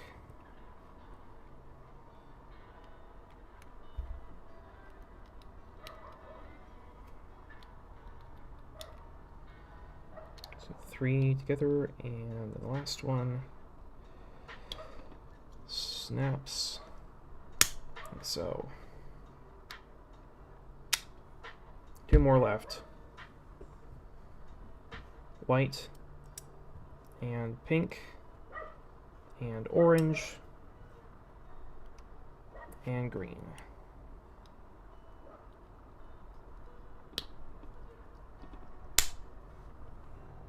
That goes there. All right, I am putting the last piece on. Oh, nobody's watching. Okay, cool. Nobody's watching when we... Well, you know, because I don't. If you ever find out, tell me. And those are all put together at the bottom, and 3, 2, 1, boom. And it is assembled. It is done. The 2x2x2x2. Yeah, so, oh. RKT parity achieved. So the idea with this is that you can turn, you're supposed to only be able to turn the inner slice forward and backward, and I haven't figured out quite how to hold it yet, but basically you turn one slice, you have to turn the other slice, outer bit. If you turn one outer bit, you have to turn the other outer bit too. Also, so there's different ways of putting this to okay. So here's the deal: is any let's do a checkerboard pattern. checkerboard patterns like that, and like that, and like that, and like that. Okay, that's checkerboarded 2 axes. And then we need to do a gyro move. And I'm not sure quite how to do a gyro move, but I believe it is something like that. And then you go 1, 2,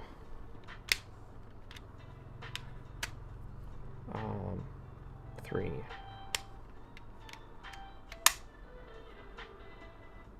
Okay, wait. Okay, hang on. No. Okay, so how does this work?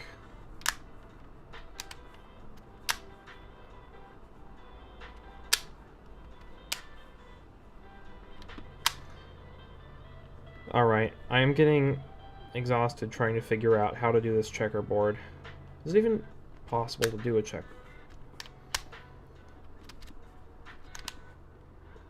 checkerboard speedrun? I have failed. Right.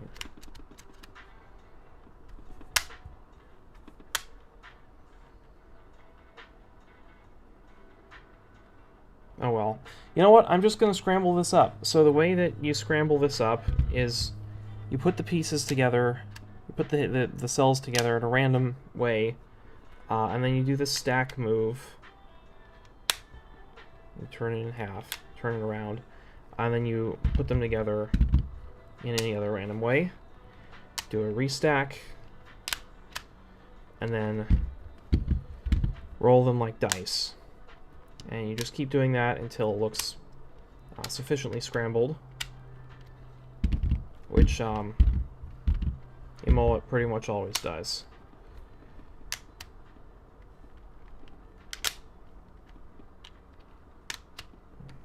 Okay, I'm going to call that scrambled, because I'm bad at naming things.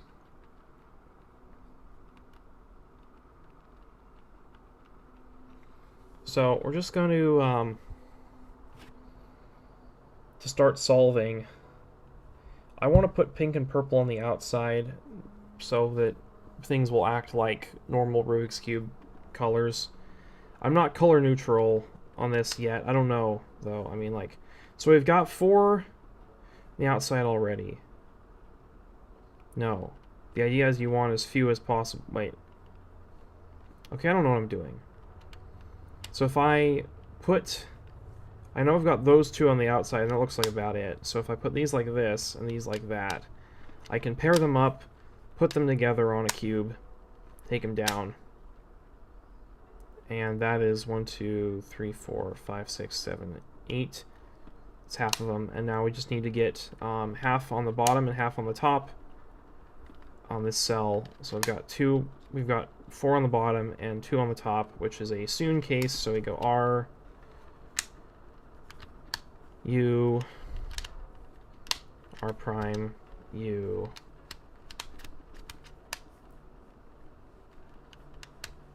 R, U2, R prime.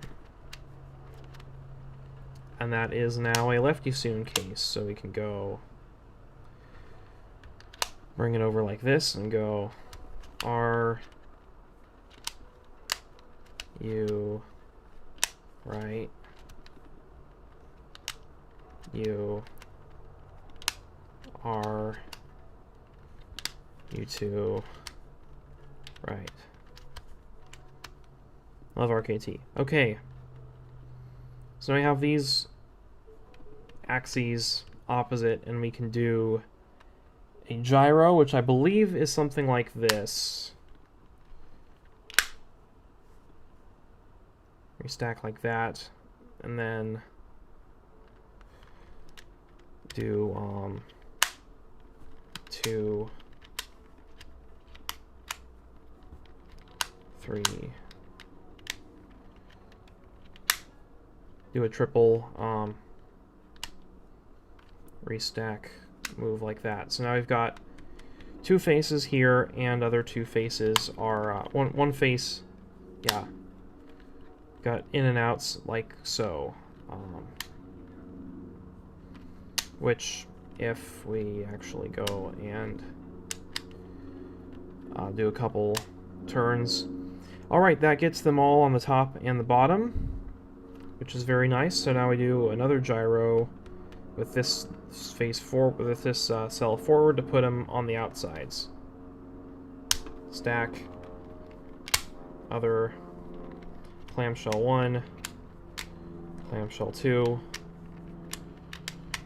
I'm seeing why the clamshell move isn't as popular, because these magnets are a bit less. I know I logged out of WhatsApp. You don't have to tell me 3 times. Okay. Right, so now it's gyroed. And now I want to put one cell together just intuitively so I can see these two pieces are together. Kind of see that. So I'm going to want to put... no, that's not a good pair. I want to put the blue and red and green... So blue and red and purple piece. The purple pieces that have blue and red on them. For example, this one here, which also has white.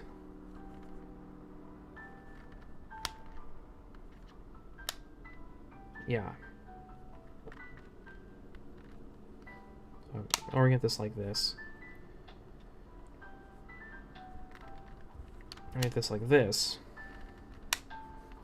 So now if I put the white on top there, that will go on right there, except that I also want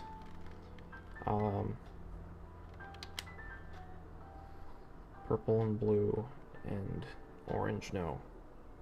Yes, purple and blue and orange. I also want this piece attached to it. So what I actually would need to do is pair these up the other way. So I can do that with just a like multi-step pairing. And then, excuse me, pair those two up like that, and we've got essentially a layer, the white-purple layer. So we only have one purple piece up here, and we're going to want yellow on the outside, blue on the bottom. So what can I do there? If I bring this up, it's going to put green on the top. Right, so yeah, this is going to rotate down to here, but we don't want to put it there. We put it not there. So we bring all this guys up.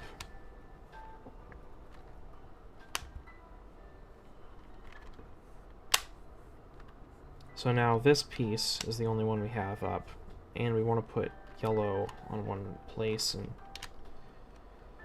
okay, now we want this to be twisted like that. So instead, I'm going to twist the whole cell like that, because we can do that. No, okay, so...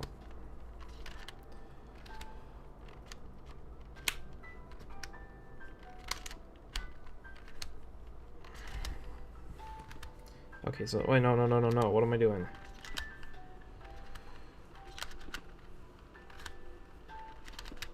I'm doing this the long way, that's what I'm doing. Alright, so those two pieces are now once more together. And now we've just got two left.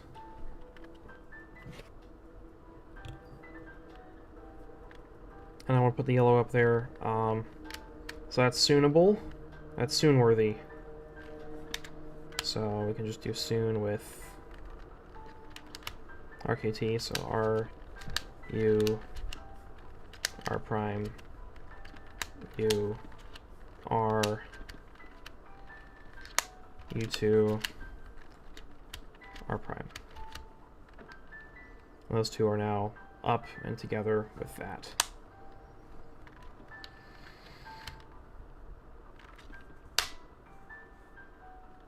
So that puts them together the wrong way. So if I do this, and then U2 that, I can put these together the right way. Isn't that nice? That's the purple cell solved. Now onto the pink cell. So for the pink cell, I've got 2 whites up, 1 white down still.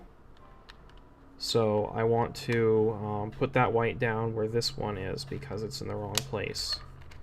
So you can just RKT it around, I guess.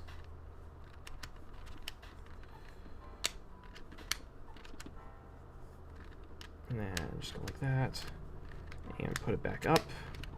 And then bring the other white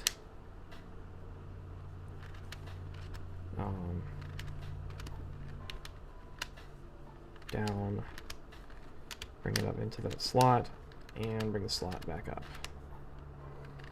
And now we have yellow to put on top, which is a soon.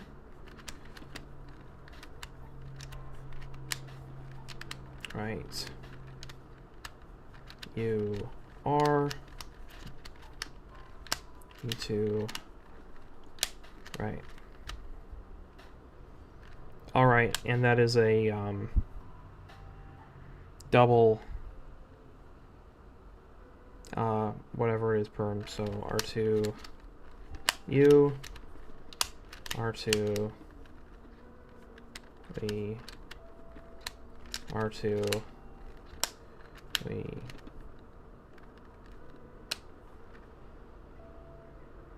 D,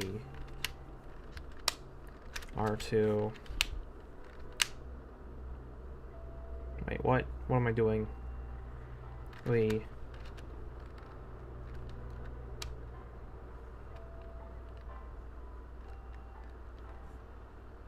R2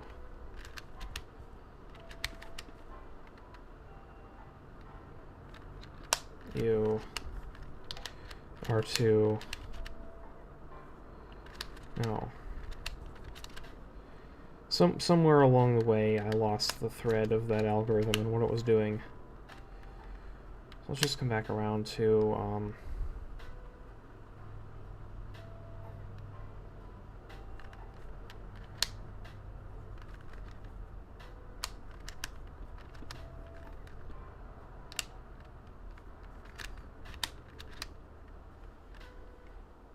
okay, so I've got yellows on that side, whites, okay.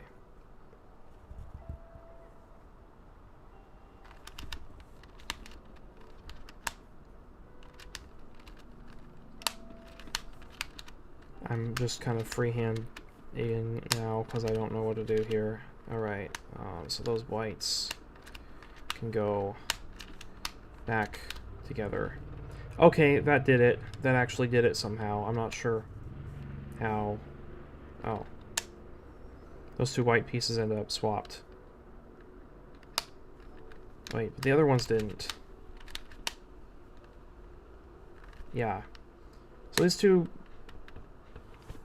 these two yellows are swapped and those 2 whites are swapped. Okay, so somehow I moved the T-perm around. R2 U R2 V R2 V D R2 V R2 U R2 die, except not, because now, oh yeah, die anyway.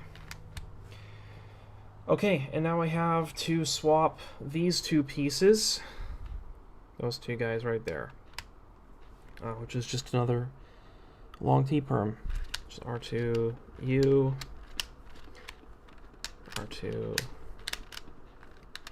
V R2 V D R2 V R2 U R2 die.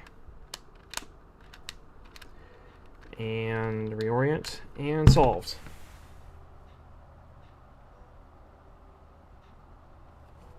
All right.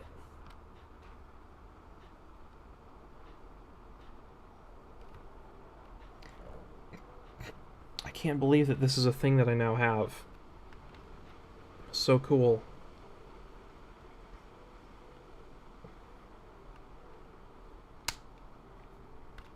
And if we do a gyro when it's solved, and I want to put the white and yellow outside, go like...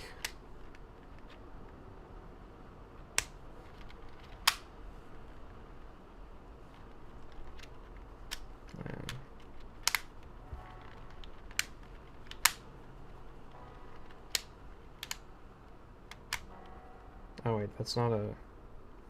Wait, what am I doing wrong here with this gyro?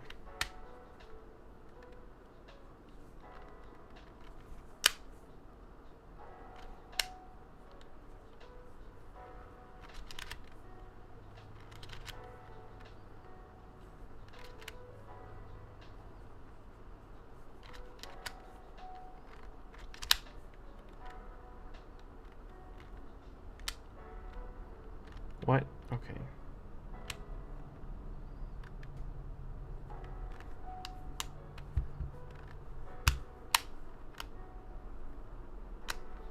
Oh.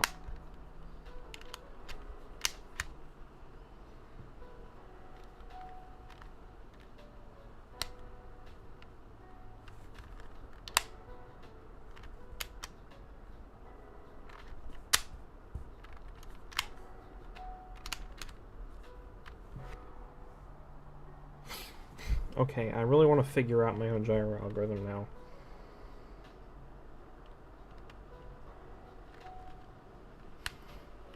So I gotta get...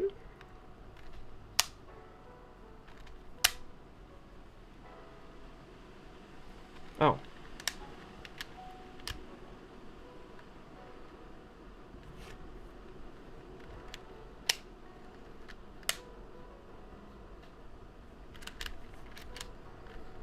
Okay, that was some sort of gyro. I don't quite get how that all works, but it's some sort of gyro.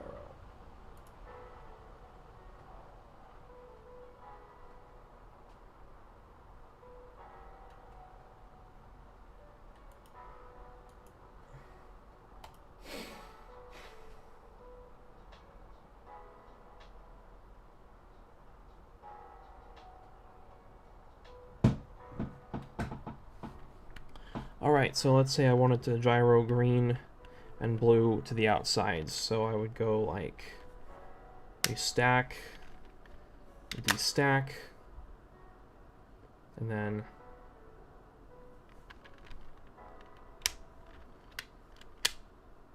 da-da,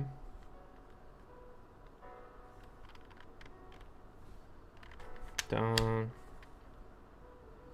done, done, no, done, done.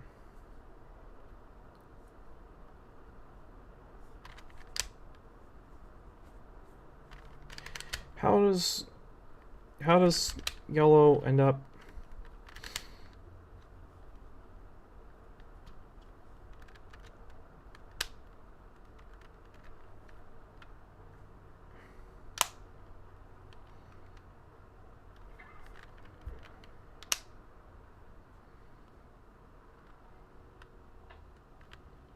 I haven't figured out how to gyro.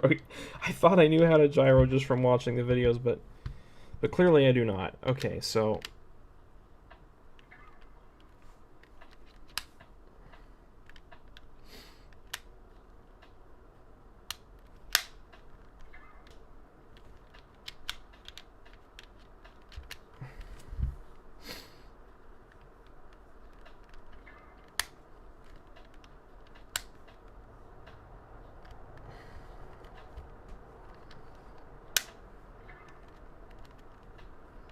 no.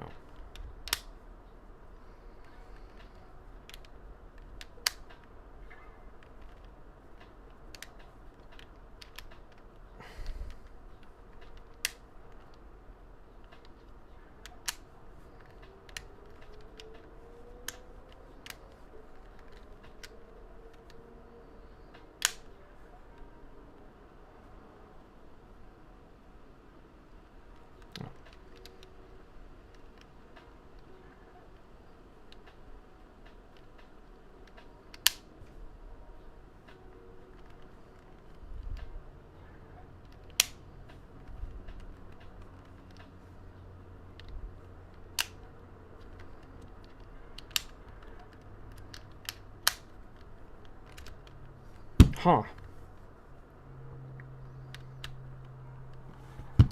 So that's green and blue on the outside.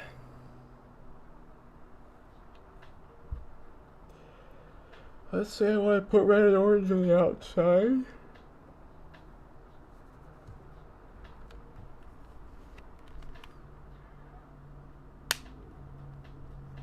So do this.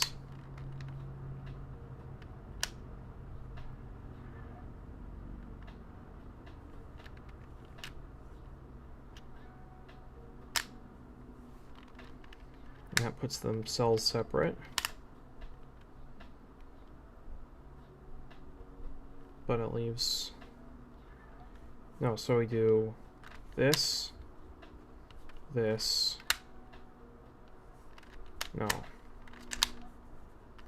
this, this, this, this,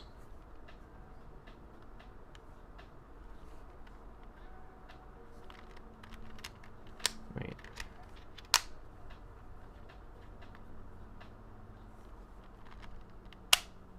What? Okay. Okay. Look, I figured out how to do a checkerboard. I have no idea how this thing works. I just managed to wrap my brain around the 4D one, but now like going back into like a representation is making this hard. So I think that going in double twists.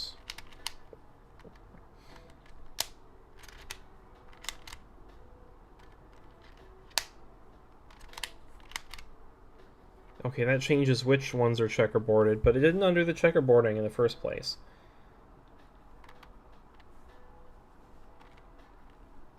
I'm going to try and ungyro this checkerboard.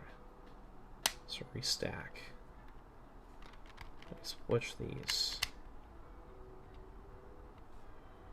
And then we go right.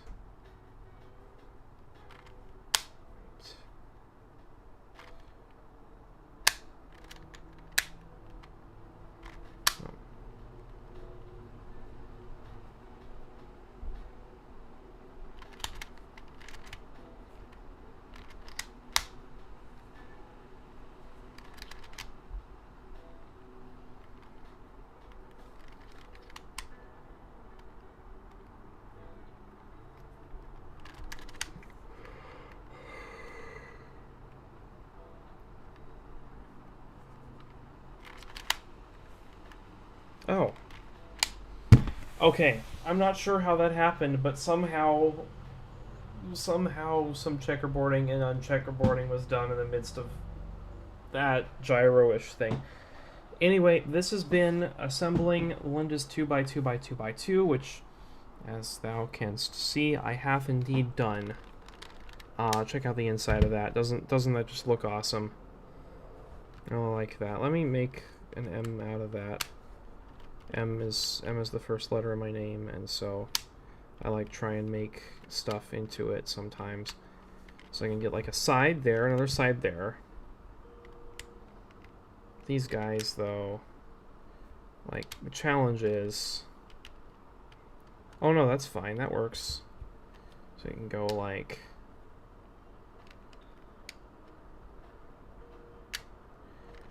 Wait, yeah, I can go like, that. That's almost an M.